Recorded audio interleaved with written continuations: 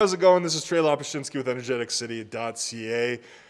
This is the Community Roundup sponsored by Brad's Furniture and Appliances. I'm here once again with Alyn Stobbe with the Fort St. John Fire Department. It's been a couple months. Yeah, you bet, bud. I am so stoked to come back to the fire department. We're going to talk a little bit about winter safety today. Yep. So right off the top, we had talked to the new fire chief, Chief Norton, the other day about how there's been, some vehicle incidents relating to winter safety. So let's start off with driving. What should residents be wary of? What are some tips that they should be cognizant of when they're going out into the roads with the winter conditions? Yeah, Trey, absolutely. Part of the Fort St. John Fire Department's response is motor vehicle incidents, right? It's an unfortunate part of our society when everybody's busy or talking on their cell phones, right? You get a lot of this or a lot of texting. So that's the number one thing. Be aware of what you're doing. I'm a dude, I can't wear both sides of my brain. So texting and driving just doesn't work for me. I can't do it. But even if you have those abilities, still don't do it, because driving, even if you're capable and you're fine with it, someone else could be doing something else and just get in the way of your driving, and it just takes a split second. And so if you're not 100% paying attention, you could have an incident. So. And eating and driving, I'm guessing, goes in the same Well, realm. I mean, you can touch your stereo. You could probably eat a burger at the same time. Don't tell me that, Alyn. You look at me. I'll be a full-on large donair in my hand. Yeah. So I know.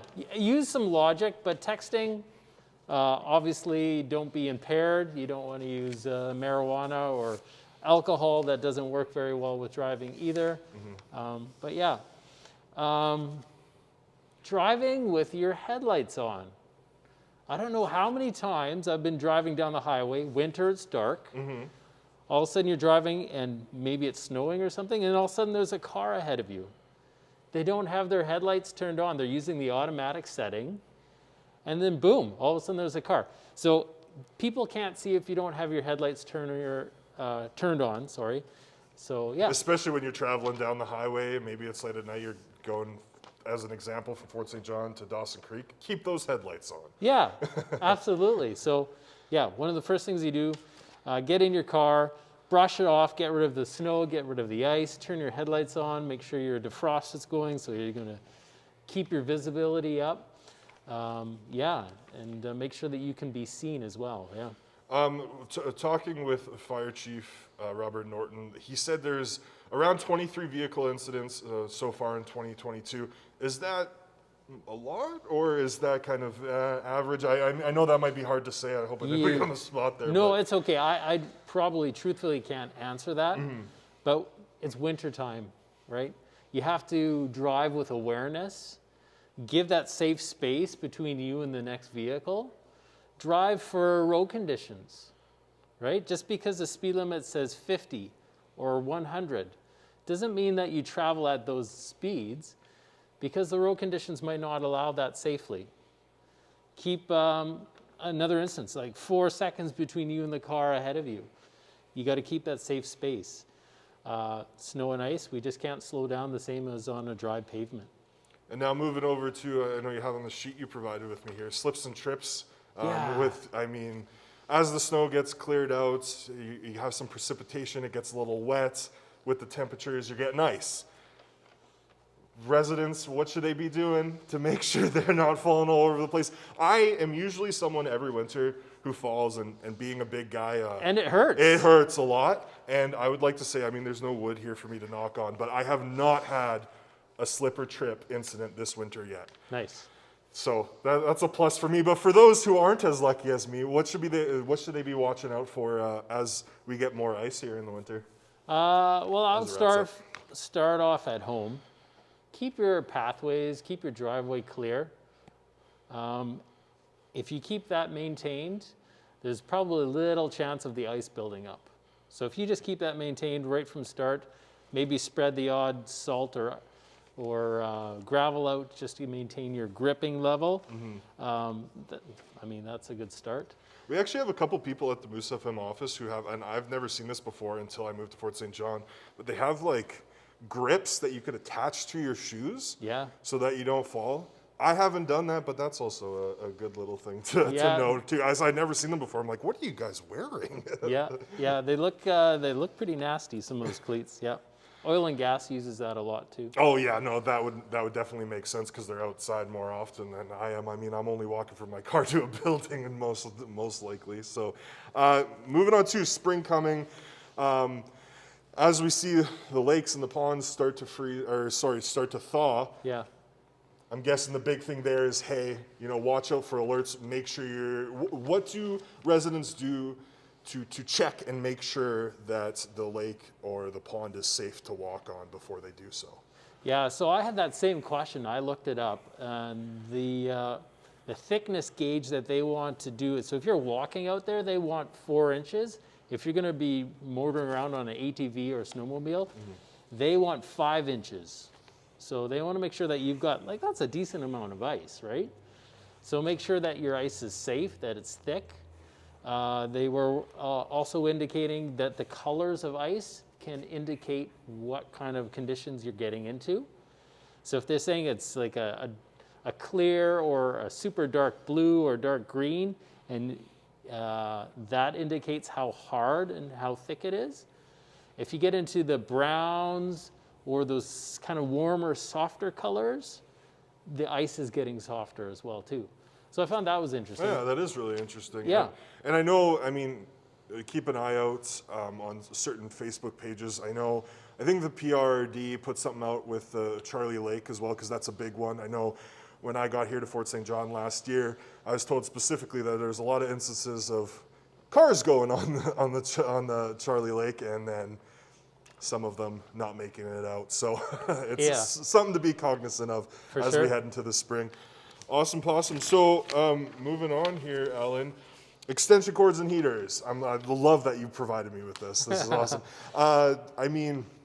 We're warming up a little bit, but who knows, we might have another cold snap here leading into the spring. Yep. Big thing for residents is to make sure they're plugged in, their vehicles are plugged in. Well, if you are plugging something in, make sure that you're using a rated cord or a listed cord. Not all cords are created equal. You can get some pretty cheap cords, and they're not a ULC, like Underwriter Laboratories of Canada, listed product. So that means that they've checked it, they've tested it, and it's approved. It's a safe product. You can get those generic cords that aren't, and they are not tested. And then they have the tag on it. Yeah, when you buy it, it'll show it, yeah. And then make sure that you're using the right cord for the right job. So if I grab, say, an indoor cord of some kind, and I use it for something outside, or like a high motor where it's pulling lots of voltage through it, that's not going to go very well, because it's using lots more energy, and it doesn't have the resistance that a proper cord would be for the job. So you get heat expanding from there, and you can actually create fires from that as well too. So. Is that a common thing for people to, I guess, have the wrong cords? Let's say specifically in Fort St. John, have you guys received any calls of that nature? Or? We have had fires with extension cords. So I don't know specifically if they were the wrong cords or not, but we just know that that could be. Yeah. It's just one of the factors, right? It could also be related to whatever the equipment is that it's hooked up to as well, I'm guessing. Yeah, absolutely. Awesome. So for winter safety tips in general, anything else you want to say to residents for them to be looking out for here as we head into the spring, hopefully soon? Yeah, so it's warmer. The weather is becoming less harsh, let's say. So people are more active, and totally encourage that. That's nothing but a good thing. So get out there, enjoy the beautiful outdoor environment that we have here in the Peace region, but you just got to be prepared. So if you're driving for a long distance, make sure your car's prepared, it's stocked. You got the flashlights, the blankets. You're prepared in case something goes south, per se.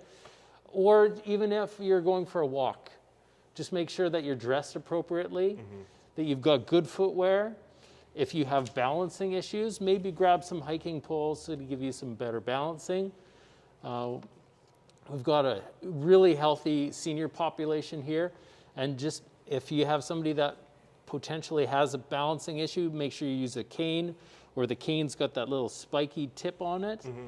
And if you're hitting a patch of ice, make sure you use that old penguin shuffle. And it looks a little gimpy, but I've used it so many times this year. I do a lot of this, just like slow little shuffles. Yeah. Especially when there's a big patch of ice, it's just slow movements. Yeah, Because yeah. if I go down, it could be an incident. Yeah. It could, there could be a little shake, a little ground shake there if I'm falling. Well, you can call us, we'd come. Well, I appreciate that. I'll keep that in the back of my head. Yeah. As we're running down here, Alyn, one thing I wanted to bring up too was the new fire chief, Robert Norton. He was acting deputy fire chief after Daryl Blades took another position with the city, and then yesterday it was officially announced that he's now the fire chief here at the department. For what you can comment, how good is that for the department moving forward? Yeah, sorry about the compressor. We're in the fire hall, and that keeps all our air lines for the trucks going. Yeah, we're super excited to have Bob Norton. He was our deputy of community safety, and now he's stepped into the role with a few more patches on his shoulders, and in our new chief. He's going to be doing a great job. We have nothing but full confidence in his abilities and his character. So yeah, we're excited for that and for the potential for us as a fire department going forward. Yeah, it's so awesome at Energetic City. I mean, Daryl Blades was awesome for us, and he was very receptive in giving us any information we needed. And so far, Norton has been the same way, which is awesome to see. So we're stoked, and you'll definitely see his name popping up quite a bit on energeticcity.ca. So again, thank you so much, Alyn. Alyn Stobbe with the Fort St. John Fire Department. Always love coming down to talk to you, man. Yeah, Thank you so thanks, much. Trey. Appreciate it. This is Trey Lopushinsky with energeticcity.ca, the community roundup. It's brought to you by Brad's Furniture and Appliances. Now that you can hear Trey. Yeah.